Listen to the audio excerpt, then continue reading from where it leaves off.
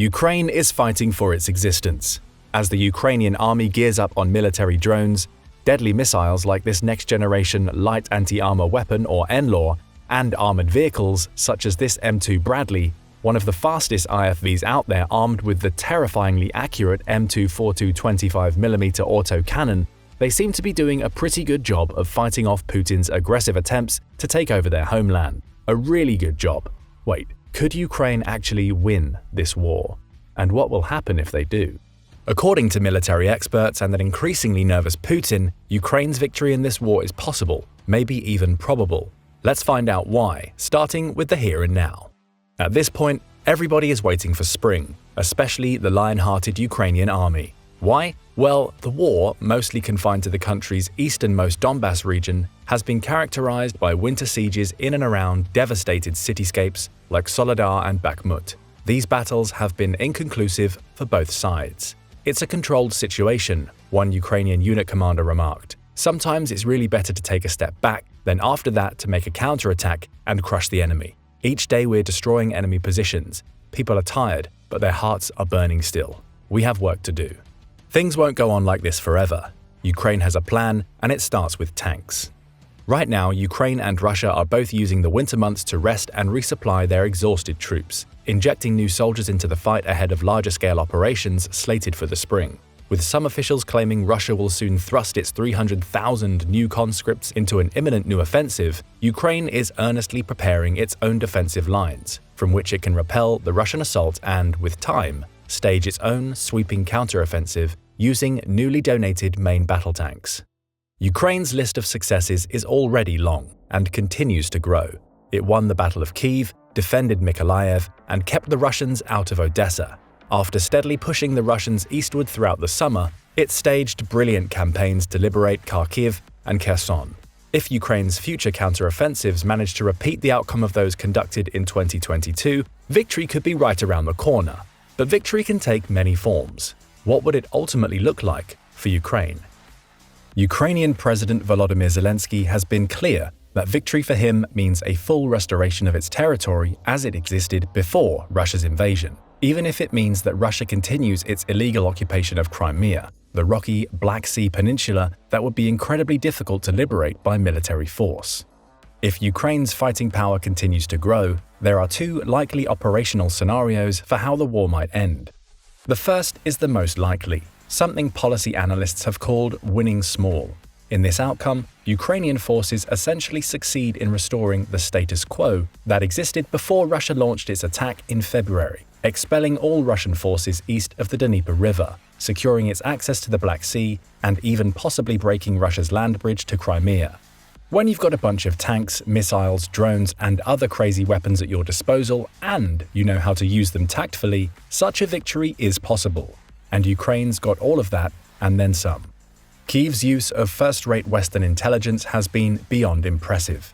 Its integration of what can only be described as a huge variety of Western firearms and other weapon systems, from HIMARS to HARM missiles and howitzers alike, has been nothing short of peerless. Its dogged determination and commitment to fighting the long fight has seen them break down Russian morale, force new waves of Russian conscription, and make many tactical gains from the little means at their disposal. Will all of this be enough to win back what is rightfully Ukraine's? Hopefully far from an outcome that might induce a trigger-happy Putin to resort to nuclear escalation, the winning small scenario would nevertheless signal the potential for smaller and militarily weaker states to repel aggressive, neo-imperial neighbors. Given the relatively limited territorial constraints in the winning small victory scenario, you can probably imagine the scope of its winning big counterpart. In this scenario, the war ends entirely on Ukraine's terms, meaning that the liberation of Crimea and even parts of the Donbass Russia held for 8 years prior to its 2022 invasion would be back on the table. What would need to happen for Ukraine to fully claim the championship belt? For starters, it would have to answer a line of lingering questions regarding its combat potential to win big. They'd have to attack, not defend, significant swathes of land, some of it predominantly accessible only amphibiously in the case of Crimea.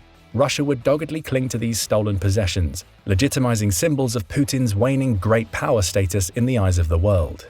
In a Foreign Affairs article discussing these outcomes, Liana Fix and Michael Kimmage argued that the stars would have to truly align for a wholesale defeat of Russia. A lightning victory for Ukraine, one battle building upon another, Russian supply lines disintegrating, and Ukrainian morale driving its soldiers unstoppably forward. At the same time, the Russian army would have to collapse in retreat. Strategy would give way to the emotions of individual soldiers as panic took hold. Regardless of which version of Ukraine's victory would ultimately play out, one thing's for sure: things wouldn't end there. The consequences of a Ukrainian victory would be far-reaching, regardless of the scale. Russian defeat would bring nearly unbearable national shame. Raging Russian hardliners will push Putin to deploy everything in his power to salvage something from his special military operation. But everything may not be enough. As the infamy of defeat spreads throughout Russia, a population long shielded from the truth of Putin's war by the Kremlin's venomous cast of propagandists will become aware of the desperate state of affairs. Discontent could ferment into open rebellion. Rebellion could spawn revolution. Can Putin hold on to his power? On the flip side, Ukrainian victory would not only vindicate the billions of dollars in aid and material donated by the West, it would signal Ukraine's reliability and resilience as a partner and possible ally. Could Ukraine officially join NATO and the EU? Would these decisions force a desperate Russia into out-and-out nuclear war? Before we explore these possibilities further, we should be clear that even if Ukraine wins small, the conflict would be unlikely to actually end. Forecasting his country's future, President Zelensky has argued that Ukrainians everywhere would need to remain vigilant and prepared for decades of perpetual conflict, likening Ukraine to Israel in its full-time orientation towards self-defense. Shorn of his conventional military power, Putin, or whoever is in control of Russia after Ukraine emerges victorious, would almost assuredly seek to use every other option at their disposal to make life miserable for Ukraine. This is Russia's MO. Cyber attacks and propaganda will target Ukrainian elections. Disinformation campaigns will undermine specific political candidates the Kremlin deems dangerous. Perhaps the biggest question associated with a possible Ukrainian victory is whether Vladimir Putin's authoritarian regime can survive outright defeat at all. After 2 decades of escalatory and obsessive expansionist behavior, he's now staked everything on Ukraine. Promises to Putin's ardent followers of newfound global prestige, prosperity, and the enshrinement of a neo-Soviet Russian bloc to counter NATO in the West in the highly anticipated event of a Russian victory have all but faded. Russian defeat would sound the death knell to Putin's lofty aspirations and could usher in complete disintegration of his political support system. Political loyalty from his inner circle has thus far enabled Putin to retain control over all facets of Russian society. Ukrainian victories have already exposed cracks in his tight-knit hierarchy. Certain members have voiced their discontent over the course of the war. Ramzan Kadyrov, leader of the Chechen Republic, was among them last November when he openly criticized Russia's military leadership after a slew of battlefield setbacks. Yevgeny Prigozhin, leader of the Wagner Group, a private paramilitary organization, agreed with Kadyrov, a sign of unraveling support sure to be exacerbated by future Ukrainian success. Putin's downfall would have severe repercussions. Political chaos would result from his ousting, and the ensuing highly contested power struggle would divide Russian society to the core. There is a chance a new strongman might take his place, likely a Kremlin insider. Their rise would result in similar actions among Western nations to try and limit their economic, political, and social influence. That said, there is a chance the downfall of Putin's regime could result in the appointment of a far more conciliatory leader, one more inclined to repair Russia's damaged relationship with its neighbors and the rest of the world. The subsequent easing of sanctions could help stabilize an economy that struggles more with each passing month. Plenty of historical examples from past Russian military failures indicate that Russian defeat would result in some sort of seismic political shift. Russian defeats to Japan in 1905, the Central Powers in 1917, and Afghanistan in 1979 generated significant political pushback, even revolutionary change. Who's to say the same might not happen if Russia loses this war too? Let's talk about another possible post-war scenario. What if Ukraine officially becomes Europe's eastern frontier? Yep, we're talking about EU-NATO integration. An enduring characteristic of the conflict thus far has been Ukraine's increasing alignment with the West on political, military, and economic matters. Zelensky knows his country's future hinges on his ability to extract as much material aid from sympathetic onlookers around the globe, and in times of serious crisis he has proven himself an adept fundraiser and motivator. Zelensky is also playing the long game. The only way Ukraine can ever feel fully safe from Russian aggression is if it receives the full support and backing of the NATO alliance. And the only way it can get that is if it becomes a NATO member itself. This was once considered a pipe dream, an absolutely impossible scenario, a red line NATO would not cross. Before 2022, Ukrainian membership in the Transatlantic Alliance was considered far too threatening to Russian security interests. Ukraine actually applied for limited membership in 2008, but the application was postponed during the election of its next president, Viktor Yanukovych, who opted to keep Ukraine out of NATO. But then Russia invaded in 2014, painting itself as the aggressor and Ukraine as a victim. Ever since, Ukraine has framed itself as a perfect NATO candidate, and after their performance against Russia so far, it's sort of hard to disagree. Last year changed everything.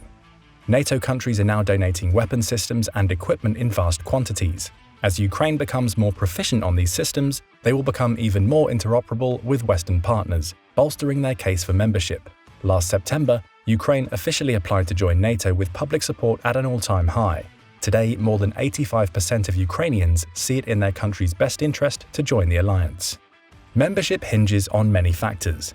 Though 9 NATO members have voiced their desire for Ukraine to join, it is almost certain the alliance will not accept Ukraine's application while they are currently at war, as doing so would oblige each NATO country to deploy forces to Ukraine itself, an escalatory step those countries' political leaders would be leery to take. The prospect of Ukraine joining NATO remains the third rail of international politics, one journalist noted. Touching the issue can leave you burned. Instead, they'll continue supporting Ukraine materially until it emerges victorious, and then come to a unanimous decision on NATO membership. NATO Secretary-General Jens Stoltenberg has claimed the most immediate and urgent task is to ensure that Ukraine prevails as a sovereign, independent, democratic nation of Europe. If it did win the war, Ukraine will have silenced the doubters over its worthiness to join NATO. Having done more fighting against a peer adversary than every NATO member combined, fast-tracking Ukraine into the multinational body would make logical sense, if anything to deter Russia from ever trying to invade the country again. Here's another likely outcome of Ukraine winning the war. Russia suffers a total and humiliating political and economic collapse. Ukraine is already marching down the path toward democratic prosperity, an outcome that would be accelerated in victory. Ukraine's heroic fight has united the West in support against Russia. Consequently, Ukraine has come to enjoy its closest diplomatic relationships with Western officials in the country's history. Zelensky has traveled all over the world garnering support in their fight for freedom, inspiring audiences and leaders whose countries have waged similar struggles against oppression. Just as likely as it is for Russia's political and economic system to shatter in the wake of a Ukrainian victory, Ukraine's democracy would likely flourish.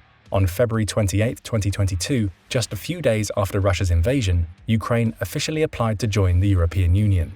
At a recent EU-Ukraine summit, the first to take place on Ukrainian soil, Ukraine expressed interest in securing EU membership within a tight 2-year timetable. Most EU members know this proposal is wishful thinking, with French President Emmanuel Macron claiming it will be decades before Ukraine joins, likening their case to those of Serbia, Turkey, and Montenegro, who are still waiting for membership. But most people would have dismissed Poland's chances of ever joining the EU when it was locked in its own struggle for freedom in the 1980s. Within a decade after the dissolution of the Soviet Union, Poland officially joined NATO in 1999 and the EU several years later. Other Baltic states have a similar trajectory. All of them support Ukraine's membership for obvious reasons. EU nations fear Ukrainian membership will dilute their own powers and perks. With Ukraine and Poland boasting a combined population of 80 million, there is a sense they could team up to rival Germany as a political force in the European Council, or become an excessive drain on the EU budget. Nobody can deny, however, Ukraine's eagerness to align itself with the West. Of course, nothing speaks louder than victory. If the process to join the EU is merit-based, Ukraine will continue to strive to meet each of the EU Commission's conditions. It will become easier once it can focus more of its energies inward on rebuilding, ousting corruption, and reforming its democratic system after years of warfare. So, what does it all boil down to? The outcome of Russia's war in Ukraine is sure to have massive consequences for the entire globe. These outcomes hinge on whether Ukraine wins big or wins small, assuming it wins at all. But if victory is on the cards, does that mean the end of Putin's political future? Might NATO or EU membership be in the offing for Ukraine? Will victory herald an even greater embrace of Western values among everyday Ukrainians? What do you think? Let us know in the comments, and don't forget to subscribe for more military analysis from military experts.